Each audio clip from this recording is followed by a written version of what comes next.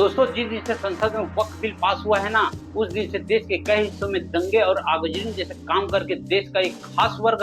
इस देश का माहौल बिगाड़ने में लगा हुआ है। उसी दिन से दोस्तों मुसलमानों द्वारा इस बिल का खुलकर विरोध किया जा रहा है। कई जगह ये विरोध शांति से कर रहे हैं, तो कई जगह ये विरोध दंगे का रूप ले लिया है, वायलेंस का रूप ले लिया है। ऐसा ही ताजा मामला अभी पश्चिम बंगाल के मुर्शिदाबाद से सामने आया है दोस्तों, जहां संसद में वक्फ बिल के पास हो जाने के बाद लूटमार, आगजनी, मंदिरों को तोड़ना और घरों में आग लगाकर वहां रहने वाले हिंदुओं के साथ ऐसा सलूक किया जा रहा है जैसे वो भारत के नहीं बल्कि पाकिस्तान और बांग्लादेश के हिंदू हैं। आप लोगों को तो मालूम है दोस्तों कि पाकिस्तान और बांग्लादेश में रहने वाले हिंदुओं की अभी स्थिति कैसी है, वैसी ही स्थिति मुर्शिदाबाद में रहने वाले हिंदुओं की है। सच में दोस्तों, जिस तरह का बर्ताव मुर्शिदाबाद में रहने वाले हिंदुओं के साथ किया जा रहा है, उसे देखकर तो ऐसा ही लग रहा है। सबसे पहले आपको वक्फ बिल के बारे में कुछ बता देते हैं। संसद में जब ये बिल पास हुआ तो वक्फ बोर्ड के अधिनियम में कुछ बदलाव किए गए, जिसमें गैर मुसलमानों की सदस्यता, महिला प्रतिनिधित्व,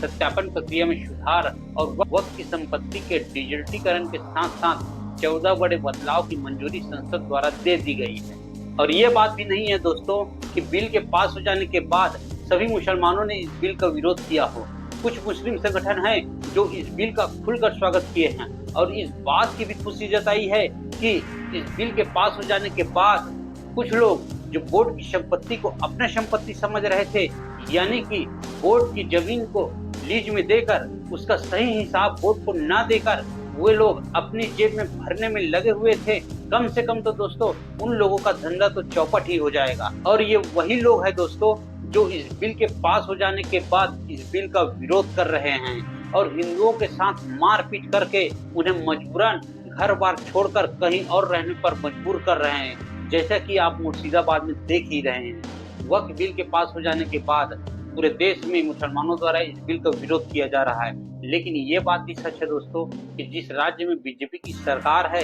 यानी उत्तर प्रदेश, असम जैसे राज्य, वहां की सरकार अपने राज्य में इस प्रकार के विरोध व दंगा जैसे माहौल बनने ही नहीं दे रही है। उत्तर प्रदेश में तो योगी ने साफ शब्दों में कह दिया है कि अगर कोई दंगाई इस प्रकार का कोई दंगा करता है जैसा कि अभी मुर्शिदाबाद में हो रहा है, तो उसके बाद जो भी नुकसान होगा उसका भुगतान उस दंगाई की संपत्ति को बेचकर किया जाएगा। जैसा कि आपने पिछले दंगाइयों को तो देखा होगा, जिनका बैनर पोस्टर लगाकर उसके संपत्ति को बेचकर उसके द्वारा किया हुआ नुकसान का पूरा भुगतान उसके संपत्ति को बेचकर किया गया था। उसी प्रकार असम के सीएम हिमंता बिस्वा ने भी साफ शब्दों में कह दिया है कि अगर कोई दंगाई दंगा करता है तो उस दंगाई को अपना पूरा जीवन काल कोठरी में बिताने के लिए तैयार हो जाए। ऐसा होना चाहिए किसी राज्य का कानून और सरकार, जो किसी भी परिस्थिति को, जो विकट परिस्थिति है, उनको आने से पहले ही उस परिस्थिति को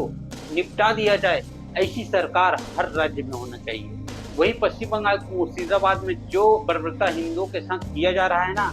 उसे वहां की सरकार ना तो रोक रही है और न ही रोकने की कोशिश कर रही है। वहां के सीएम तो ये मानने को भी तैयार नहीं कि जो वायलेंस पश्चिम बंगाल में हो रहा है उसे उन लोगों द्वारा किया जा रहा है जो इस बिल का विरोध कर रहे हैं, बल्कि वो तो उल्टा बीजेपी पर ही आरोप लगाती है और ये कहती है कि बीजेपी उनकी सरकार को बदनाम करने की कोशिश कर रही है ताकि बीजेपी